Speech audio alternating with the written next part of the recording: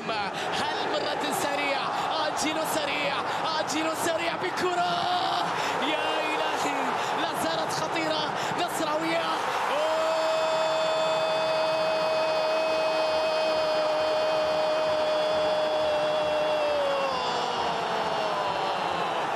مهلا يا سادة، إنها ليلة الأساطير، عودة قائد الريال الكبير رونالدو، قائد العالمي، نجم العالمي، هداف العالمي، أبرز الأسماء في تشكيلة العالمي، يعود للنصر من قال أنه سقط العالمي، ولديه لاعب بشخصية واسم كريستيانو